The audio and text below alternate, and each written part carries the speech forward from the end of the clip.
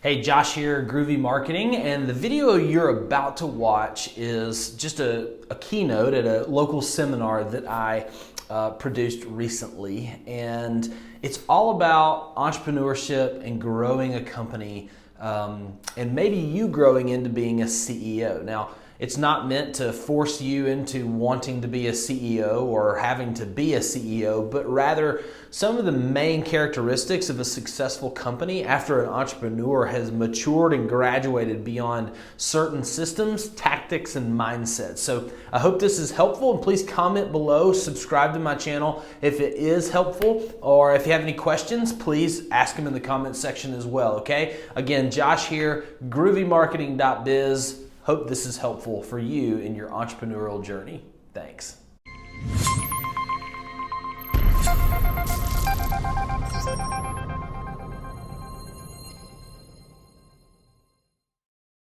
This is an interesting, subject matter because not everybody, I think, has in their brain, man, I want to be a CEO. And that's not really what today is about. CEO is the archetype, entrepreneur is the archetype that kind of helps you understand and discover where you are on the spectrum. You may never want to become a CEO. You may never want to have that in your job title or on your card or in your Twitter handle, whatever that might be. That's not the point of today. It's not for me to squeeze you into this form of a CEO, but it's to help you understand the spectrum and to understand what it looks like to rapidly grow a business and everything from the skill sets to the systems required to do so. And at some point, you might be a CEO, you just may not call it that. You may be a serial entrepreneur, or you may be an intrapreneur. Maybe you never actually are the proprietary owner of the company, but maybe you are. And so what I'm about to do is go through a gauntlet. I'm going to throw a ton of spaghetti on the wall this morning, and I just hope something lands for you. And then, of course, we'll Q&A and talk about it after I'm done, okay? So that's my preamble to our time together, and then, hope something lands. So, again, my name's Josh Rhodes. I am the CEO and founder of two companies. One is called Groovy Marketing, and one is called Big Lead Gen Inc.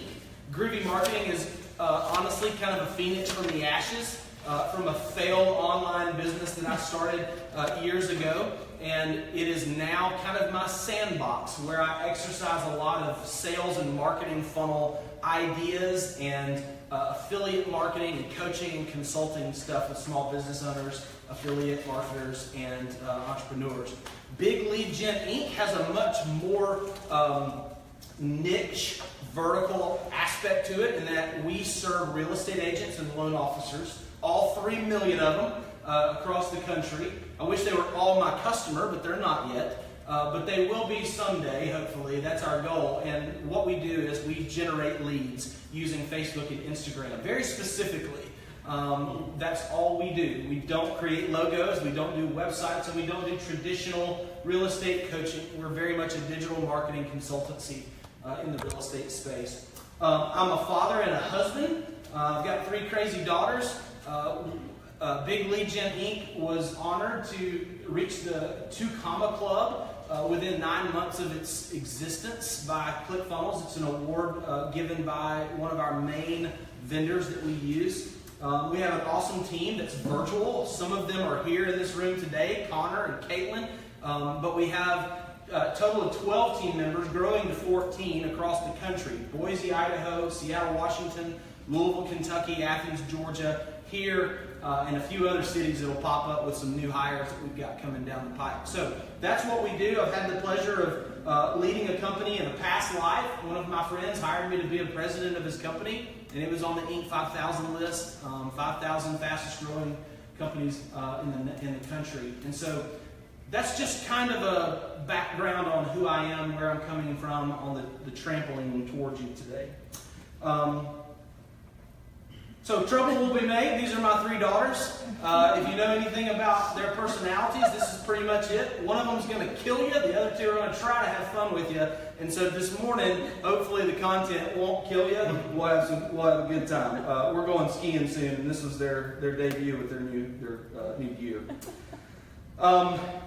Before I forget, I've created a page on my website if you want to jot it down. I'll have it on a few more slides, but there'll be notes and some free tools and some things that you can try out, and also download this keynote at groovymarketing.biz/blueprint. It's groovymarketing.biz. Okay? I'm going to go fast. I want to talk business because, like I said, I got a lot of content to throw at you. And I honestly don't know how long it will take, and so I'm going to stay in bounds. We are finished at 8:50. 8:50. Perfect. We'll be done before then. All right.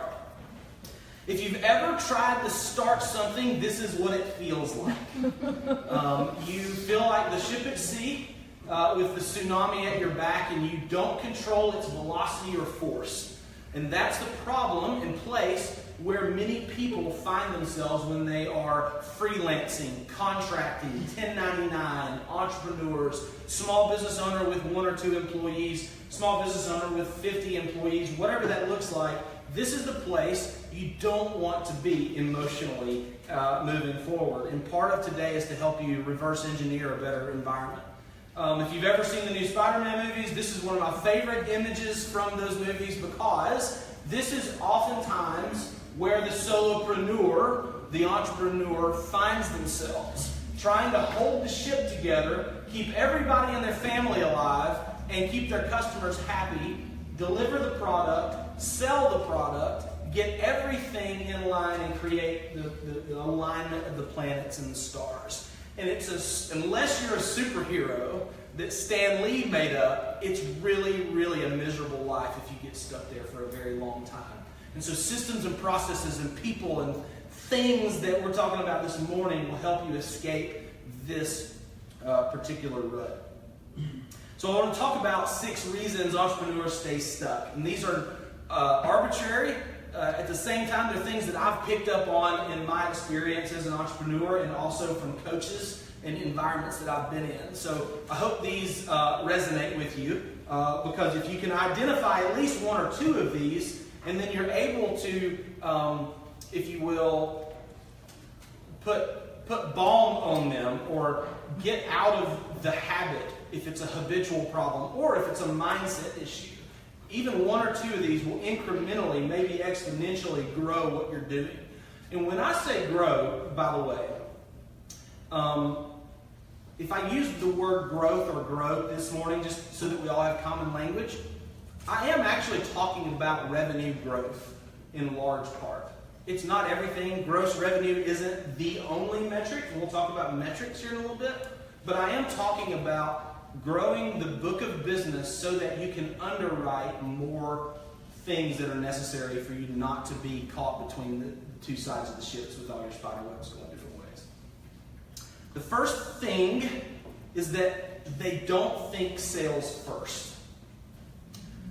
A lot of entrepreneurs, especially our new up-and-coming class of entrepreneurs, solopreneurs, don't think sales first. And some of our baby boomer and older generation entrepreneurs are still kind of scared of thinking sales first. Now, thinking sales first doesn't mean you're this smarmy, vacuum, door-to-door salesman or saleswoman. That's not the point. But if you don't think sales first, you don't have the opportunity. This is very much the egg before the chicken in the business world. You have to create revenue to go to the next base camp. Sales is the oxygen of your business. When you start out, if you're a startup in the room, for example, my biggest advice to you would be do whatever is possible and necessary for you to go get cash. Not necessarily VC money, but literally cash flow. And again, I'm talking on the strategic plane, not the tactical plane right now, okay? Some of this is easy for me to say. So in your internal monologue might go, okay, Josh, that's easy for you to say, but I don't have any sales this week. Well, we'll get to that, okay? But just from a mindset, you need to think sales first, or you can't get to base camp 2. The Everest mission that you're on requires cash flow. You need sales. So, pin it in your head, bookmark it. One of the reasons why people get stuck is that they're not thinking about selling. And here's a great example. You're trying to create a perfect product before you get it out there. You're trying to perfect your service before you get it out there. Millionaires are being made every single day because they have perfected their sales funnel and process and distributing an imperfect product. Okay? Now, that may sound heretical to a lot of people in the room, especially if you're a developer or if you are a creator or an inventor, because oftentimes, obviously, there are other things, like if we have a good product, we'll have more customers, and there's truth to that. But this is a mindset thing. You need to think sales first. If you've watched Shark Tank at all, you've heard Mark Cuban say that sales cure all. There's a lot of sins that are exposed as an entrepreneur as you are running a business. The problem with your business is you. The problem and the vulnerabilities that your organization have if you're the leader, whether you have 0 employees or 100 employees, the organization's flaws directly start with you. Your vulnerabilities, your shortcomings, your incapabilities to do what's necessary to get to the next level are the sins in which sales oftentimes atone for. Great example. There are lulls in business. It just happens. There are times when you're not generating revenue. When or you're not generating at the rate or velocity that you want to. When those moments are happening and then you get customer feedback that's negative, it hurts way more. But if you've got money falling out of the sky because your sales team or your process is working, and someone says something negative, leaves a negative review, for example, on Google My Places stuff, or Yelp, whatever that might be, it hurts way less. Not only emotionally, but quite literally on the P&L. So, sales cure all. That's a whole lesson and lecture by itself. Number 2, they try to do too much. Okay? So, not only do they try to do too much with their own personal time, but they try to create a product that does too much. This is one of my favorite images. Can anyone resonate with this? Like, have you ever tried to do the Swiss Army knife to your customer base? Where it's like, man, I've got to do, oh no, they want this, now they want that, now they want that, then they do this. Well, guys, I was a Boy Scout. I admit it. And I only used like 2 of those blades ever in years of my journey to being an Eagle Scout. Like, that is one of the biggest fallacies of running a business, is that you have to be all things to all people. You don't. You actually need to be this. You need to be the scalpel. Figure out the one thing that you can produce, and it can be very effective. I have a weak stomach, so I won't talk about the imagery that a scalpel can produce, but you know that it exists to do one thing and one thing only, and it's very good at it. And that's what you need to do as a business owner. If your customer avatar has 3 bleeding neck pains, don't try to heal them all. One of them can create a 7-figure business. One of them. Create a solution for that pain and distribute it. Be the scalpel. Think about Chick-fil-A though. What I'm not also saying in that imagery is that you only are limited. You've been through a Chick-fil-A drive-thru more than likely in this region, and so they're really good at it. It's really fast. Oftentimes you get the right order. It's good food, and you can actually order a lot of different stuff. It's because they said, you know what? We're not going to sell hamburgers and pizza. We're going to sell chicken. And we're going to do different variations of it so that our customer base, who loves chicken, will eat different things at different times, they'll keep coming back. And we can systematize the delivery and fulfillment of the product, and we don't have to overcomplicate things. So it doesn't mean that it can't have options or flavors. It just means you need to have one thing that's focusing on one problem that they have. They never identify the life cycle of a business and where they are in it. Again, this lesson, this point right here, is a 6 to 8 hour lecture. So I'm really going to give you the high level here. A lot of times folks end up getting stuck or lost in the business cycle because it's like they're walking around in the dark with goggles on because they just don't know where they are. They've been dropped in the middle of the entrepreneurial wilderness with no map or compass. Or they've got a map and compass, they're just not looking at it. A business consultant that we've had a chance to interact with, his name's Les McEwen, created this diagram. It's all part of his predictable success archetype, if you will. And basically, what you see here is literally the life cycle of any organization. It starts out in early struggle. And early struggle is where the visionary, he also identifies 3 born personalities.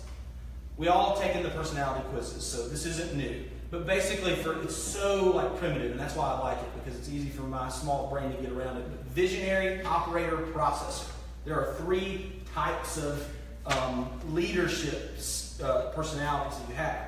Well, the visionary is the squirrel-chasing light bulb person that says, I got an idea. These are the Shark Tank folks.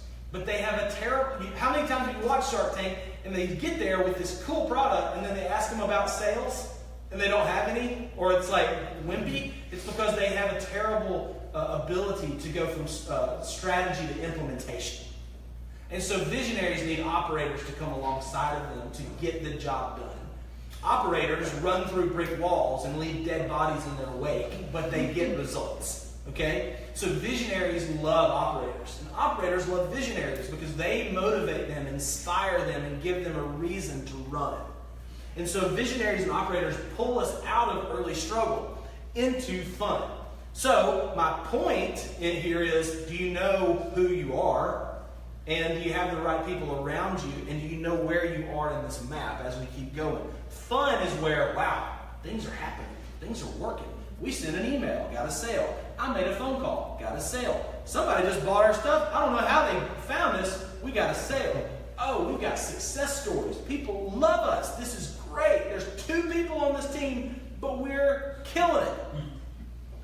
And then the visionary goes, let's keep going, let's keep going, let's keep going. And you go to whitewater. And whitewater is where, well, it's exactly what it sounds like. The oars and the life vests are falling out of the boat. You're trying to keep everyone in. The whitewater rafting guide fell out 10 cycles ago, and you're just trying to stay alive. It's like the ship re-entering orbit. The hull of the ship is hot, shaking, and you don't know if you're going to be in one piece when you get through the atmosphere. This is a terrible place to live as a business. Everybody's mad at each other. I hate you and your ideas. Well, I hate you for getting it done, and all of that. It's a relational nightmare as well. There's a lot of pressure. And so the reason why whitewater exists is because there's not any processes or systems to help scale the activity that got us to fun. There's no delegation of people and processes. And so the processors get hired here. And they come in and they install systems and processes to allow the company to stabilize and find calm water in the middle of the ocean. And that is predictable success, which, again, I did not come up with. The brilliant Les McEwen did. And then predictable success is where you want to live. I'm not going to go all the way through that, but if processors take over and you're doing checklists for the sake of checklists, bad things happen. The visionary has to pull us back and take control of the company again. And so that's the map and the compass, if you will. If you want to, on that Groovy Marketing Blueprint link that I gave you, groovymarketing.biz/blueprint, you can go and link to the quiz and find out where you are as far as personalities go. It's way easier to understand than Myers-Briggs. Look at the clip art. It's terrible. But it helps you understand who you are. I'm a visionary, operator, processor, synergist. Oh, forgot. Synergist is a learned behavior. It's the kumbaya person. It allows the visionaries to forgive the processors for being so slow. The synergist helps the processors understand why the visionary changed their mind 6 times before lunch on that new product idea. So it allows us to get along and create momentum in the business.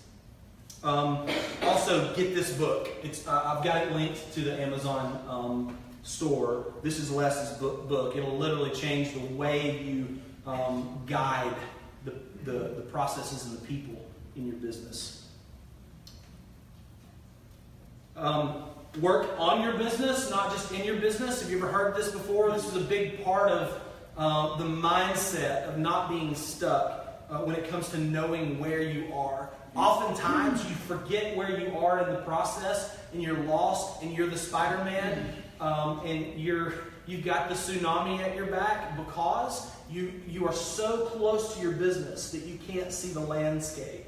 Okay? So zoom out and look at the landscape. Number 4, a lot of times entrepreneurs, small business owners misunderstand the use of risk. Risk is a massive opportunity. It's an asset to be leveraged. Okay? Now, that doesn't mean to go stand in the road and hope that gold falls from the sky while you don't get run over. That's not what this means. There's obviously calculation to be done. But risk is the thing that if you're so averse to it, you'll never get to the next level. And again, that's a personality and that's an honesty thing that you've got to grapple with yourself. But the moments of risk that come along in life are the things that you can leverage for massive upside and return. And again, that's a mindset thing that I don't have time to dig into super deep, but use risk. Don't be afraid of it.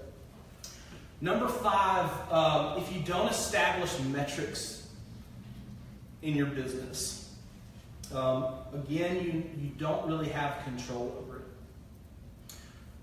Remember that a business is an asset. It's not your identity as a human. I think that's a big, big thing. I'm in a couple of masterminds with really successful entrepreneurs, people who I look up to and am shoulder to shoulder with in the internet marketing disciplines, if you will. And one thing that I've learned so much, and it's allowed me to make decisions and leverage risk more often, is that my company is not me. And when I realize that, it allows me to fly the airplane with the instruments instead of my window seat view, my entrepreneurial gut, my hunch. I think this will work. This worked, so this should work. That's how planes crash. If you're not watching the instruments and utilizing the instruments in your business, you don't have control over the aircraft. And so when I say metrics, I mean activity-based metrics and measurable metrics. Things that you literally can measure on a weekly basis. Our customer success team and I, every Friday morning, we have about a 10 to 15 minute meeting, sometimes 30, but we try to keep it super brief.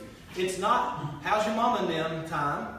It is green, yellow, red. What are the temperature gauges? What are the numeric values of our production on the customer success side of things?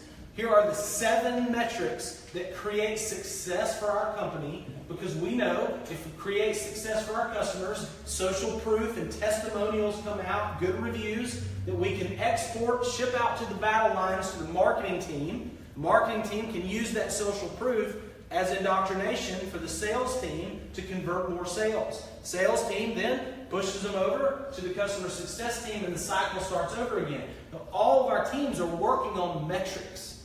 You know, one of our metrics is keep our customer churn rate below 10% on a monthly basis. That's a measurable numeric metric. But another one might be respond to all customer support inquiries by the end of the day, every day. And then we measure that with green, yellow, red. Green means done, conquered, dominated. Yellow means, there's a nuance, but we'll get it done, ran out of time, whatever. Red means impasse. I can't do it. Somebody needs to come in and help. There's a systemic issue. Well, that allows you as the leader to say, okay, I know when to inject, and I know when to stay out of it. If it's green, for the love of Peter, entrepreneur, stay out of it. Don't get involved. If it's yellow, ask a question, and if it's red, get involved on the back channel, not during your metric meeting. To grow any company, there are 3 primary metrics, and this is important.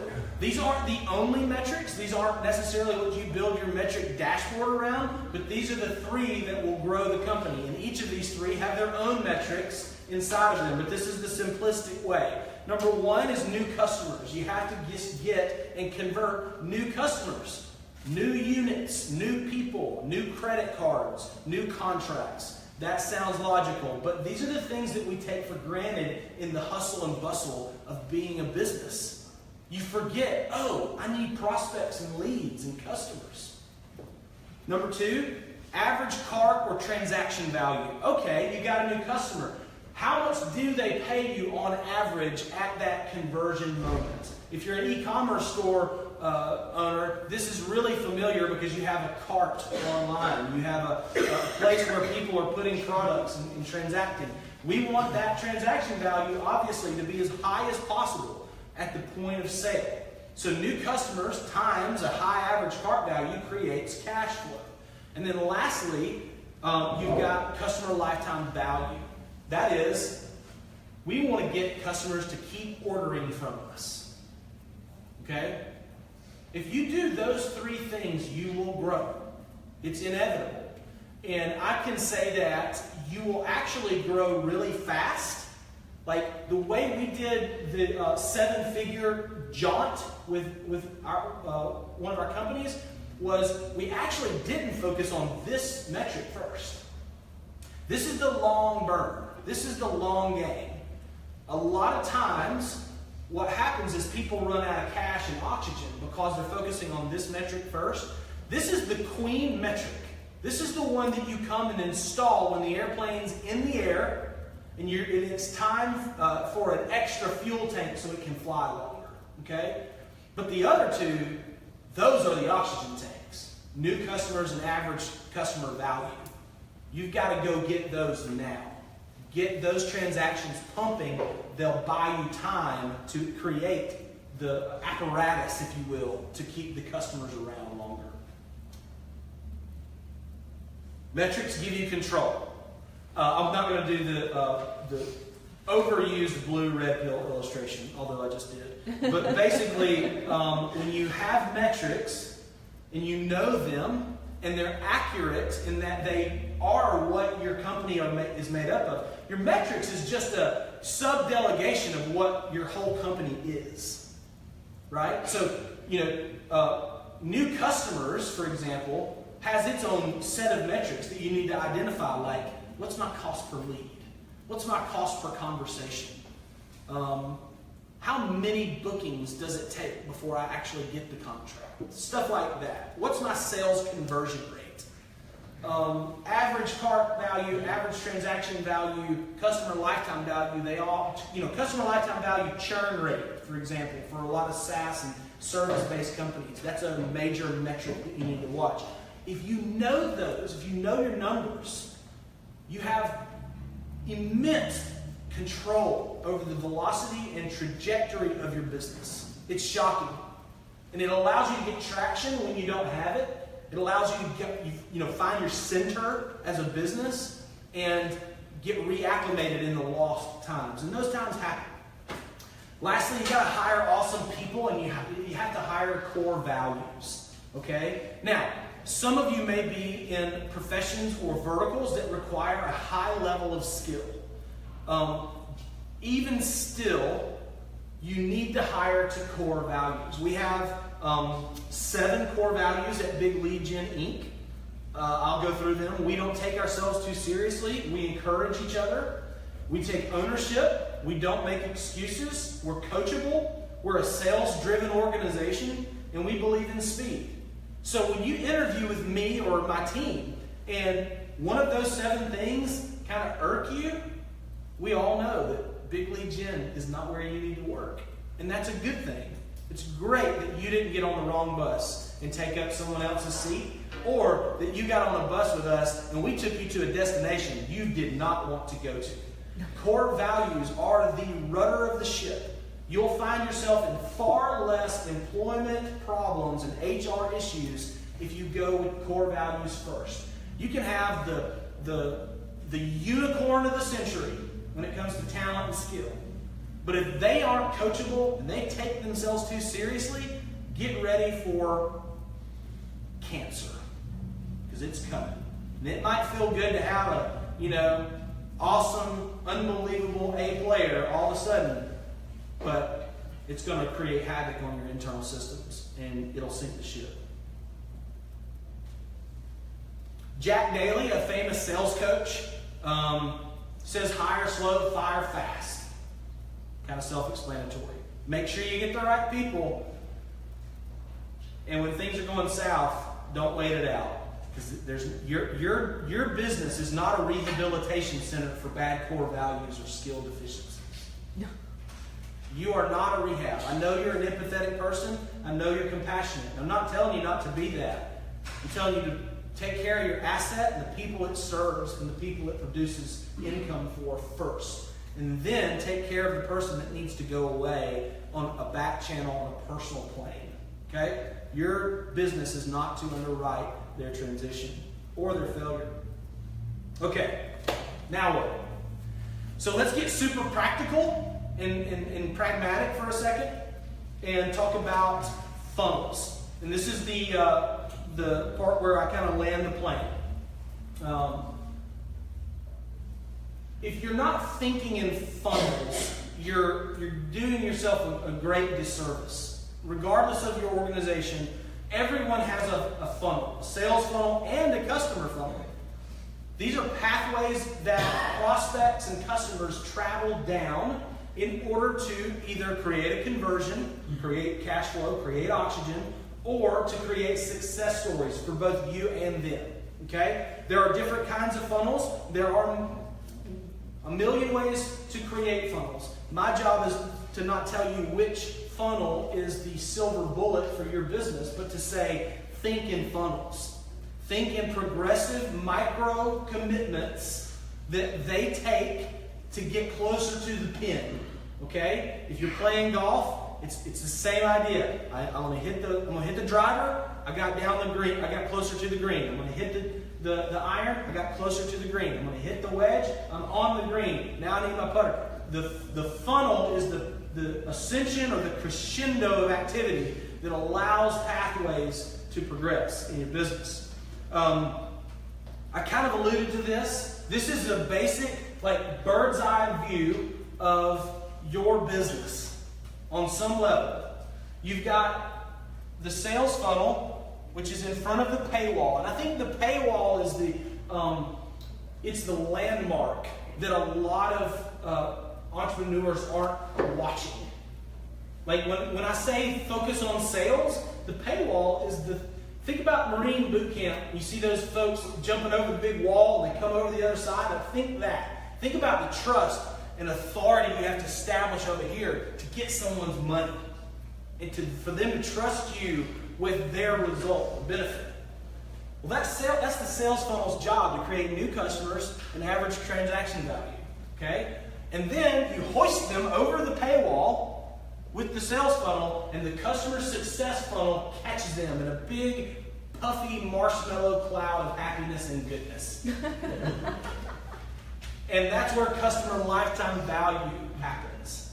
The customer lifetime value allows the customer to thrive and for your business to continue to extract oxygen from them. You can live on this. You can thrive on both. Okay? You can go to base camp too, but if you want to put your flag on the top of Everest, this has to be manned. It has to have metrics. It has to have people. It has to have good stuff. Now, this is the direction what I failed to do in my artistic brilliance is that this arrow actually keeps circulating. It's a perpetual cycle that you can run with the previous tips that I gave you. My coach, his name is Russell Brunson. He's my age, but he's been in the internet since the internet was created. I haven't. He started out selling potato guns online back when we were still throwing AOL internet CDs at each other on Sanford's campus. It was a while ago, and now he's one of the leading minds in the internet marketing business, and specifically he's popularized the phrase sales funnel. You should go and get this book on my page. It is an affiliate link. I will get paid about $3.50 if you buy this, but you're getting it for free, and you just pay the shipping. Or you can go buy it for $30 on Amazon, whatever you want to do. The reason why I'm giving you this, though, is not for me to make $3.50. It's for you to realize that this is the fundamental, like the manifesto when it comes to creating customers, in my opinion. There's a lot of them out there, and I could rattle off a few more books that you should read. But I only wanted to throw a couple at you because I didn't want to be that guy who has all these books you need to read. So anyway, go get this. It's fantastic. I'm also I'll put a funnel design tool. This is literally just a goofy little Google Doc creation that you can use either just for yourself when you're working on your business, or you can use it as a marketing tool in presentations if you want to go in and edit it. But basically, it allows you to bird's eye view your funnel and create and plan out the blueprint of the different steps of your funnel. You know, maybe I need to run a Facebook ad that goes to a landing page that gets people to book a phone call with me that has a video on it, and then they book a phone call, and so they go to a call, but maybe they didn't show up to the call, so they need to get some email reminders to book another call. And then we finally talk, and they go through the application process, and boom, contract. And so this just helps you kind of work on it. So feel free to grab that as well. Lastly, I want to walk you through the sales funnel blueprint. This is kind of my little creation based on my experience. There are 6 phases that I'm going to walk through really fast. We can talk about it if you want to. We can Q&A about it. But as you can see in the little logo here, we've got target, action, analyze, optimize, launch, and scale. Those are the meat and potatoes. Now I'm going to dissect each of these. So, why are the sales funnel blueprint, why are these 6 steps? Why do they exist? Well, this basically will work with any business. I'm going to say that this works for 92.8% of the businesses in the room. The rest of you are my margin of error. The target is the first step. Okay? This is the zoom out, like, okay, something's got to give. I've got to create more momentum. I've got to get some. Or this is your launch plan too. Or you've got an established scalable offer. You want another one. This is what works. Number 1, you need to target the outcome and desire that you have. Okay? What is it that you want? One of my coaches says, back out of the economics. Always reverse engineer the financial goal that you want to happen, or else you never know what to win. Who is your target customer? What is their target pain? And what is the target result they desire? I'm here to tell you, they don't care about your logo. And they don't care about the family vacation that you want to take. They only care about you fixing their problem. And so if you are honest about that, in this target phase, that will make the entire launch, the entire distribution channel much more effective. Once you identify the target, it's time to take some action. Go make a mess.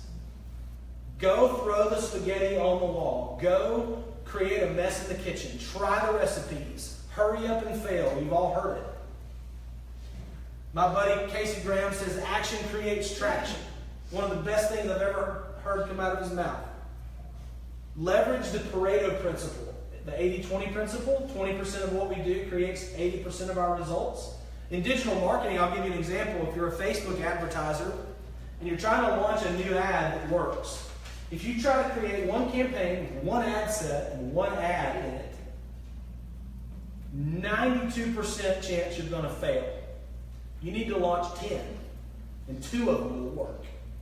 If you're close to the pin on the target phase, if you know your targets, then when you start launching ads or sending out cold emails to prospects or cold calling, you need to hurry up and get lines in the water. There's a Dan Kennedy, they call him the grandfather of direct response marketing. He was in Hawaii one time and saw a man on the beach walk up with 10 fishing rods, not one. And of course, he walked over and asked the guy what was going on. Why he had 10? He's like, I hate fishing. I love fish. And so the whole idea was he knew that if he gets more hooks in the water, there's a better chance of getting fish. And he did. And he always catches enough in a shorter amount of time to not only feed himself and his family, but to sell to some of the local restaurants. And there's a great illustration. Go sell something. Just go sell something. See what someone will buy. Get past the mental block that they don't like you and just sell something. Get transactions through the door, because that will be the intelligence that radios back to headquarters and says, this worked, this didn't work, this worked, but if we did this, it'll work better. This sold, this sold. So your first 10 customers may all have a different product iteration. It's okay. Just go sell something. And as you go, always be measuring. Drop the breadcrumb trail so you don't get lost in the woods. Have analytics in place. Know why. Have tracking beacons. It's like, when the great white sharks come into Cape Cod, they put trackers on them. Because how in the world are they getting here from South Africa? Well, now they know, because they were smart enough to put a tracker on them. And you can do that, especially in digital marketing. Everything's measurable. So if you're leveraging any sort of digital marketing, make sure you're measuring. And then analyze. Look at what happened. Organize the truth and identify the 20%. Okay, well, what's the data? That's the truth. Don't be emotionally connected to what you hope works. Another great Mark Cuban quote is, follow the green, not the dream. Don't let your feelings get attached to a product, a service, or a customer base. Go with what works. Look at what happened. Let the data tell you where you need to go, not your hunch. Again, it's metrics. And then identify the 20%. Okay, what's the small hinge that swung the big door? And that's huge. The next step is to optimize. Okay, now that we know the data, now that we know the truth, we need to weaponize that truth. We need to optimize our process. The last time I got them on a sales call and I closed them, I talked to them 2 times before I got their contract. So this time, I'm going to do that again. Or they got an email from me the first time. This time, I'm going to send them a couple of more emails with testimonies in them to see if they're a little bit more ready, so I can close them on the first call instead of the second call. Because now they trust me more. Optimize. If you're a landing page builder, you know that there are instruments like ClickFunnels that tell you A variant and B variant are competing against each other. This one is converting at a higher percentage and this one isn't. And as you optimize, whether it be offline or online, change one thing at a time. Not 5, not 10. Change one thing at a time, or you'll never be able to measure the actual split test effectively. If you have a green button and a red button that you're testing against each other, let them be the only split tests. Then figure out if the red button converts better than the green button. Then test the headlines. Then test the video. Then test the image. Step by step. Don't get in a hurry or be reckless. And then, of course, set goals based on the data that you received in the analytical process. Launch. Once you've optimized, launching and optimization happen together very quickly. Once I optimize, I'm ready to push this thing out the door again. It's time to go. And this is where you deploy the optimized funnel. You're working with paid traffic more than likely. JV partners and channel partners are huge, and even influencer marketing. Okay? This is the marketing or the marketing muscle that you have to develop and exercise. The launch is the distribution and deployment of your optimized funnel and product, okay? This is a massive phase, and this is oftentimes where you will, to use a fishing term, really set the hook deep. This is where you will define your business. And after that, it's a matter of scaling. The scaling phase is when we purchase customers in volume, and we create offers that scale with your distribution. If you have an offer that is limited by your personal capacity, that's a problem. You have to let your offer mutate so that it can scale, so that it can have many customers with a very small hinge swinging the door. Little effort. Try to figure out an offer. This sounds scandalous to some people, but create an offer that requires less work from you. Scalability in the delivery of the offer is massive. But also, you have to be able to purchase a customer. If you can't buy a customer, you don't really have a business. Perry Marshall, another direct response guy, says that if you don't know how to purchase a customer, if you don't know how much a customer costs, you basically are running a marketing slot machine. It's pretty indicting, but it's true. Every month, you're just kind of pulling the hammer, hoping that all the lemons lined up. In reality, you need to know, I can put this much money into this advertising plane, and I can make this much money in return. What's your return on ad spend? What's your return on effort? Your return on investment? And ultimately, the entrepreneurs and small business owners that I coach or consult with or interact with, or my customers, the ones who get ROI, the ones who think in ROI are the ones who succeed. They're the ones who don't have the victim mentality. They're the ones who don't get stuck because they're blaming someone else, or they think they already had it all figured out and everyone else is crazy. No, they understand that they need to iterate and utilize Pareto's principle and systems to get to the next level. So I'll leave you to this. Dan Kennedy said, you can sell successfully at prices substantially higher than your competition, or that you imagine possible if you know how. And that leaves a little bit of mystery, and Dan's really good at that. And one of the greatest marketing powers that you can leverage is the idea of curiosity. What Dan just did was, he gave us the confidence to raise our prices, or to sell at a higher price than our competitor. But he left us hanging on, well, how do I do that? And that's what you got to go figure out, and that's your job. Your business is not the fulfillment of your product. Your business is not creating a perfect product. Your business is the sales and marketing of your business. Okay? So, that's all I have. Do you guys want to do Q&A? That'd be helpful. Does anybody have any questions? I know I threw a ton of stuff at you, but I want to be helpful too, and not just be a lecture. Thoughts, questions, ideas, solutions, answers? Yes, ma'am. Yes, so your last segment, you said that our job is to sell the product and not to do the marketing. So what if you're an entrepreneur and you are all of those people in your business? Sure. Because I do know that we can't be able to accomplish whatever if we don't have to sell. But how do you, any advice on managing all of those tasks? Yeah, 100%. Create the minimum viable product. To be clear, the sales and marketing of your business is your business. The creating the perfect product is not. So, going back to a piece of what I said earlier, the imperfect product is okay.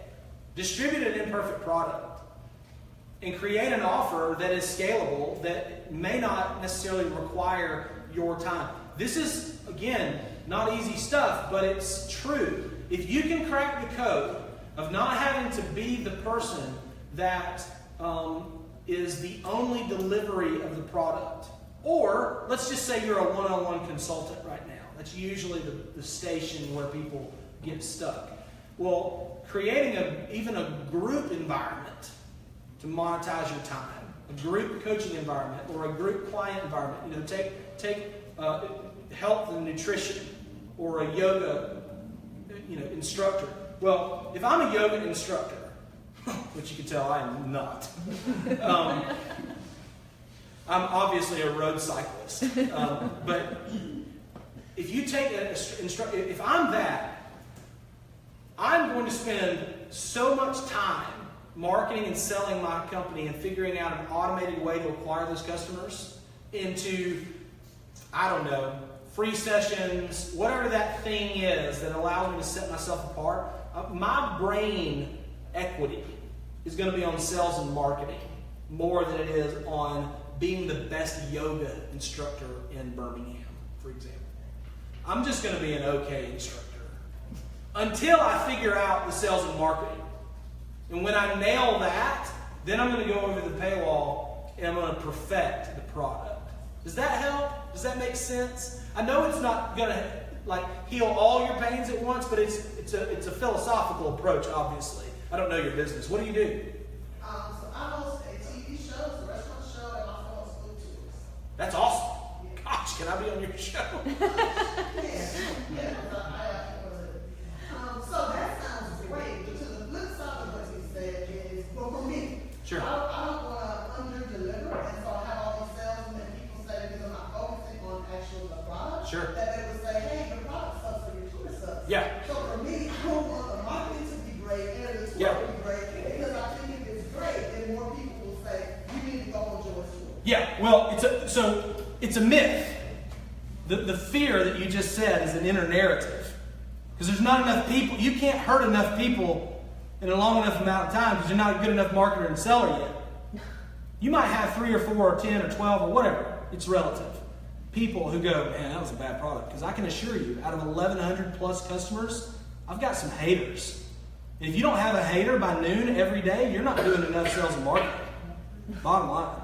You've got to get out there and just get customers. Or there's no product to deliver soon. You know, the oxygen tank's run out. Again, I get it. I'm empathetic to what you're saying, but at the end of the day, your focus has got to be distribution. And then once you're great at that, then you need to be worried because, wow, I'm a good marketer. I've got so many sneezers spreading my virus out there that I got to make sure that this product is good. Or then I'm really going to help hurt myself, if that makes sense. So anyway, Netflix. I mean, if you guys, I don't know if you guys remember Netflix's first streaming product. It wasn't that awesome. Now it's awesome. You know, and so there's mutations. Again, your minimum viable product is what I'm talking about. I'm not saying necessarily put out a poopy product. I'm just saying something's got to give. And the thing that needs to give it first is the perfection of your product. Yeah, it's a good question. What else? Josh, at what point in your journey did you say, golly, I need to hire this ops guy, or golly, I need this person? What metrics did you use? Because I'm at the point where I need an assistant, but that's going to eat into what I'm taking home until I build enough sales to cover that.